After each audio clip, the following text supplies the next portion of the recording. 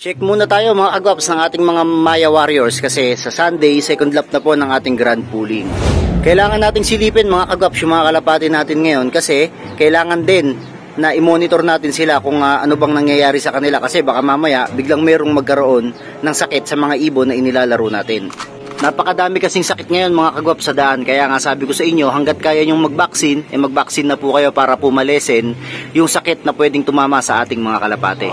Pinakamahirap pa naman mga kagwaps sa lahat ang mag-recover, kaya nga kung ako sa inyo, hanggat kaya po natin na i-prevent na wag magkasakit yung ating mga ibon, gawin na po natin. Mahirap po na kapag ka po may sakit na yung ating mga kalapate, saka pa lamang po tayo aaksyon, saka pa lamang po tayo gagawa ng paraan para po mapagaling natin. Kaya nga sabi ko po sa inyo, mas maganda po na mag-provide na tayo ng lahat ng kailangan ng ating mga kalapate para nang sa gayon kahit papano mapalakas at maboost natin yung kanilang immune system para hindi sila kaagad dapuan ng sakit mga tropa. Lahat ng mga kalapate ko rito mga kagwaps ay araw-araw naming minomonitor yung kondisyon nila mga kalapatids kasi alam nyo mga kagwaps kapag gaganon talagang makikita natin agad yung possible na maging sakit ng ating mga kalapate. Yung mga kalapate pala natin na in-recover mga kagwaps na mga young bird na pang south na nandun sa baba ay inakyat na po natin dito, kaya kung mapapansin nyo po na talagang yung mga kalapate po natin dito medyo dumami na naman mga kagwaps kasi lahat po ng nandun sa ibaba na kalapate na in-recover natin mula sa one eye cold, sipon o kahit na anong sakit mga tropa is inakyat na po natin dito. Kaya ito, tingnan nyo yung isa na to, basa ang mata niyan mga tropa, yung balahibo sa gilid. Inakyat ko na rin po dito para nang sa gayon maging okay na mga kagwaps. So bukas pagka naligo yung mga yan talagang fight na yan mga tropa at magsisimula na silang rumonda dito sa kanilang loft. Naglagay na rin ako dito mga kagwaps ng plastic mat na pwedeng tapakan ng ating mga kalapate para hindi sila madirect dito sa simento mga tropa, sa flooring. Maganda rito kapag ganito lahat po ng nagre-recover ng mga kalapate natin dyan po sila dumadapo. Kaya kung mapapansin nyo po yung mga nakadapo na yan, pero po dito sa isa na to lahat po yan ay panlaro kasi mas gusto po ng mga panlaro na nandyan po sila sa plastic mat na yan kapag po sila yan nagre-recover. Ito lahat mga kagwaps ng mga kalapate na inilalaro natin. So ayan, kita nyo may mga sticker pa. So mga nag-clock yung mga yan mga kagwaps, hindi pa lang ako nagtatanggal ng sticker sa paa nila.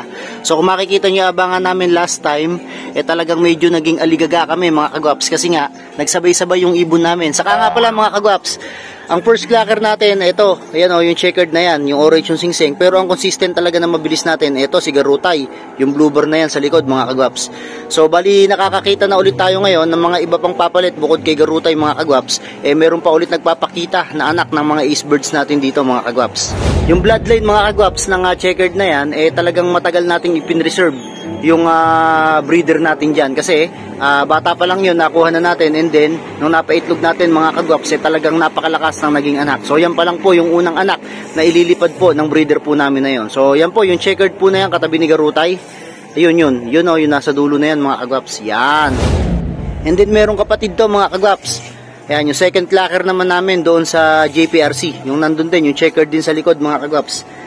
Yan, yun know, mga tropa yo, yan mga kagwaps. So, yan po yung magkapatid dito sa amin na inilalaro namin na talagang kinakikitaan ko ng magandang lipad mga kagwaps.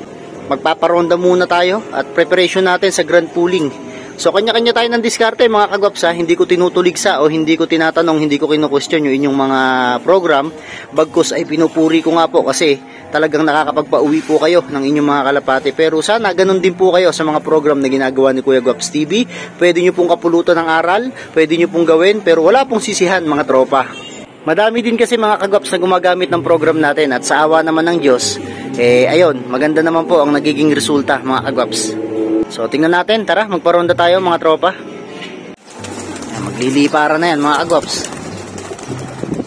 Nagrondahan na sila.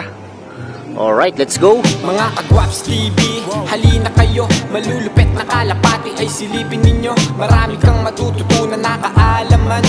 At tingnan nyo mga kagwaps yung panahon, talagang madilim mga tropa. Kahit na medyo maaga pa, talagang madilim po ang panahon kasi lagi pong umuulan mga kagwaps.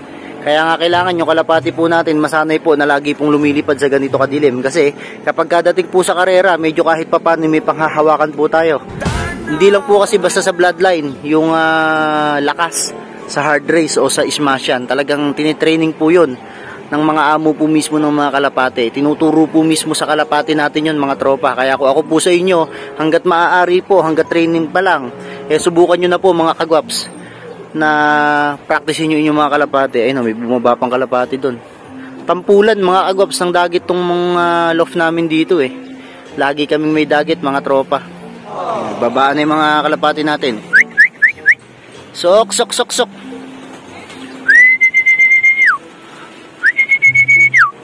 Yan, sana magsipasok agad mga tropa. Diba? Natuturuan din talaga yung mga kalapate. Ayan, sigaruta yun, sigurado. Sok. Ayan mga kagopsops. Ito yung first clacker natin nung nakaraan. Ayan, pasok na kayo.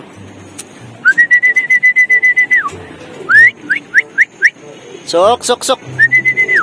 Ayan, no? Ito, magkakuan to, magkapatid to, mga tropa. Itong dalawa na to. Ginagawa? Ayan. Barako pala yung kwan na yun. Barako pala yung mabilis namin na yun, mga kagwaps. Mukhang may paglalagyan, Okay na, mga tropa. Nagsipasok na sila lahat. So, sana walang magkasakit dito sa mga kalapati natin na to. Kasi, syempre, mahalaga, mga tropa, yung recovery ng mga kalapati natin. Mahirap kasi mga kagwaps na magkaroon ng magaling na kalapati tapos biglang magkakasakit lang. So wala tayong kalaban-laban pag gaganon mga tropa. Napakahalaga mga kagwaps ng tamang patuka, tamang recovery para sa mga kalapati natin. Yan kasi talaga nagiging puhunan mga tropa. Lalo na kapag nakikita mo na maganda tumuka yung mga kalapati mo, talagang isang indication yun mga kagwaps na okay yung digestive system ng ating mga kalapati. Sa mga nagtatanong po sa akin kung papaano po ba yung ating pagre-recover o pagkukondisyon sa ating mga kalapate. Ang masasabi ko lamang po dyan, talagang hindi po agad nakukondisyon yung ating mga kalapate. Kailangan po ng mahabang proseso mula sa breeding hanggang sa pagkabata, tapos mga kagwaps sa pag-aalaga. So talagang minsan lang, dadapuan ng sakit mga kagwaps yung mga kalapate. Pero sabi ko nga sa inyo, pagka sinuwerte tayo at dinapuan tayo ng kaunting buenas mga tropa, baka sakaling manalo tayo. Wow! Huwag po tayong matakot na mag-breed. Breed lang po ng breed, laro lang po ng laro. Ganun po talaga. Oras naman po na makachamba tayo ng mainam-inam sa karera, makakabawi rin po tayo sa lahat ng mga gastos natin. Nga pala, may magtatanong na naman dito mga tropa kung ano yung pinatuka natin sa ating kalapate. So normal mix lang po yan. Ang mahalaga lang po sa amin ay oras po ng pagpapatuka ng aming mga kalapate. So sa patuka, wala po kaming dinadagdag sa ngayon.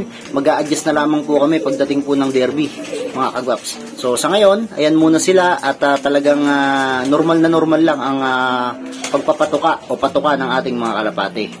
Sa inumin naman mga kagwaps, talagang medyo maselan din kami sa inumin. Meron kaming ibinibigay na pang mix o pang binder dito sa mga inumin natin na puro natural lang po. Hindi po kami halos gumagamit ng mga antibiotics in case na lamang po na talagang yung aming kalapate malapit na yung laro and then mayroon pang sakit. Saka pa lamang po kami gagamit ng mga antibiotics. Pero hanggat maaari po, hindi po kami gumagamit ng mga antibiotic o gamot na yan. Puro natural lang po, lalong-lalo na po pagdating sa paghahalo po sa mga tubig namin. Yon mga tropang kalapatids nga pala, shoutout nga pala sa lahat ng mga kalapatids natin na lumalaro po ng derby. Ngayon pong winter derby race mga tropa. So good luck po sa inyong lahat.